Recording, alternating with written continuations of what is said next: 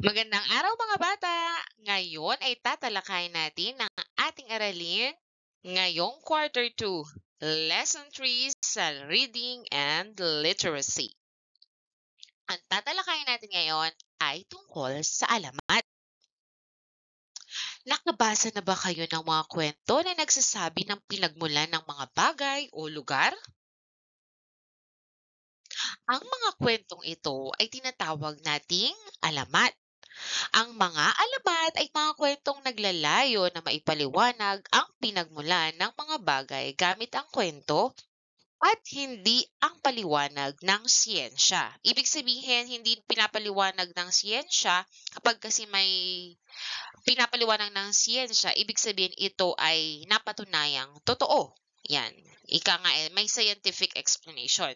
Kapag kasi alamat, kagaya ng pabula, ito ay likhang isip o kathang isip lamang. Ibig sabihin, hindi ito totoong nangyari. Okay, ito ay naisip lamang ng manunulat para masabi na may pinagmulan ng isang lugar o isang bagay. Kung iisip kayo ng kwento na magpapaliwanag kung paano nagkaroon ng langaw, ano kayang kwento ang inyong maiisip? At bakit nyo kaya ito naisip? Sa ating kwento kasi ngayon, tayo ay magbabasa ng alamat. Sa ating pagbabasa ay bantayan ninyo ang mga bahagi ng kwento na nagpapakilala ng tauhan, pinangyarihan, problema, solusyon at katapusan ng kwento. Ang nasa labas ng libro ay nagsasabi na ang libro ay koleksyon ng mga alamat. So balikan natin ang ating aralin ng quarter 1 tungkol sa mga bahagi ng aklat. Yan. So ang unahang bahagi ng aklat ay tinatawag nating pabalat. At nakikita nyo sa pabalat na may pamagat itong koleksyon ng mga alamat. Sa tingin ninyo, isa lamang ba ang laman nito na alamat? Siyempre hindi, kasi kapag sinabi nating koleksyon, ibig sabihin marami ito. So hindi lang isang kwento ng alamat ang nasa loob ng libro, kundi maraming kwento ng pinagmulan ng bagay, lugar at kung ano-ano pa ang nasa libro. Ang koleksyong mga alamat ay isang libro ng alamat. Ang labas ng libro, kagaya ng sinabi ko sa inyo kanina, ay tinatawag nating pabalat. Dito ay makikita din kadalasan ang pangalan ng sumulat at ang gumuhit. Upang malaman natin kung saan makikita ang pahina o eksaktong kwento na gusto natin ay kailangan nating tumingin sa talaan ng nilalaman. Dito dito makikita natin kung ano ang pahina ang nais nating basahin o alamin, kagaya ng nakikita ninyo. So dahil nga ito ay koleksyon ng mga alamat, narito ang ilang halimbawa ng mga alamat na nasa aklat. Alamat ng pusa, makikita ito sa page 1 o pahina 1. Alamat ng langaw, page 4. Alamat ng pinya, page 7. Alamat ng rosas, page 9. Alamat ng unggoy, page 11. Alamat ng ipis, page 14. Alamat ng kalamba, page 16. So itong mga talaan ng nilalaman ay makikita natin makakatulong upang mas mabilis nating makita ang mga nais nating hanapin na kwento o alamat. So alam niyo ba na maaari nating malaman kung kailan nasulat ang libro? Hindi lahat ng libro ay mayroon ito, subalit karaniwan ay mayroon itong tinatawag na karapatang ari. So dito nakasulat ang taon kung kailan ba ito nailabas, na imprenta. Ayan. So kaya malalaman nyo kung gaano nakatagal ang isang libro. So ulitin ko. Ayan. Karapatang ari. Ulitin nyo nga. Ayan. Karapatang ari. Ito hindi natin natalakay nung quarter 1. So ang karapatang ari, uulitin ko, ay pipigay ng impormasyon tungkol sa kung kailan nailimbag, nailabas o naimprenta ang isang libro. Kaya malalaman nyo kung gaano nakatagal ang libro. Ang kabuuan ng aklat ay tinatawag nating katawan ng aklat. So yung nasa loob ng pabalat, yun ang katawan ng aklat.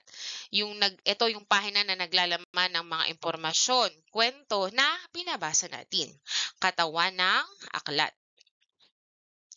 Mayroon ding mga libro na nagbibigay sa atin ng kahulugan ng mga salitang hindi natin alam kung ano ang ibig sabihin. At ito ay tinatawag nating glossary. So sa glossary, makikita nyo, nakaayos ito ng alphabetical o simula sa A, sunod ay B, C na mga salita hanggang sa susunod pa na hindi natin alam ang ibig sabihin o mga salita na madalas ay hindi alam ng nakararami. Kaya maaari ditong tingnan kung ano ba ang kahulugan ng salitang yon. So, para itong dictionary, no? Pero, syempre, mas maraming makikita sa isang dictionary. So, ulitin ko, ang tawag dito ay glossary o talasalitaan. Kapag tayo tumingin sa ating paligid, madami tayong makikitang mga paskil na nagsasabi sa atin kung saan tayo magtatapon ng basura at saan tayo hindi dapat magtapon. Mga babala at paalala kung paano mapangalagaan ang ating kapaligiran. Ano-ano ang mga nakikita natin sa paligid na paskil? Sige nga, isipin nyo nga, ano ba yung mga nakikita nating nakapaskil o nakadikit sa mga paligid? Ano din ang nakikita nating mga paalala at babala? So pag sinabi nating paskil, ito ay nagbibigay sa atin ng paalala at impormasyon tungkol sa mga bagay. Halimbawa, ito, anunsyo, inaanyayahan ng mga manonood bukas, October 21, na pumunta ng mas maaga dahil sa inaasahang bigat trapiko, dala ng upkat at aset. Yan. So ito ay ilan sa paskil. Paalala.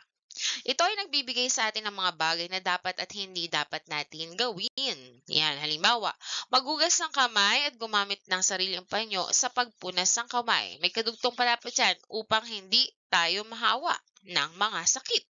Yan, paalala, di ba? Paalala para hindi tayo mapahamak at tayo maging ligtas. Babala.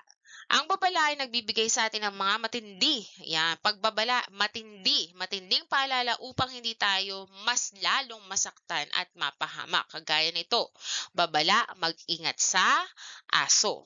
Yan. Tsaka yung mga, halimbawa, mayroong mga lugar na may mataas na voltahe ng radiation or electricity. So, ito ay nagbibigay din ng babala. No? Kasi maaari kayong maaksidente sa mga lugar na iyon. Ngayon mga bata, makinig ng mabuti sa babasahin kong alamat. Ang alamat ng langaw. Noong unang panahon, mayroong isang bayang kahit saan ka lumingon ay may basura. Ang mga tao ay masasayang namumuhay sana, ngunit hindi sila marunong maglinis ng kanilang mga bakuran. Ang mga bata ay laging marurumi at hindi marunong maligo. Ngunit walang gumagawa ng hakbang para luminis ang lugar.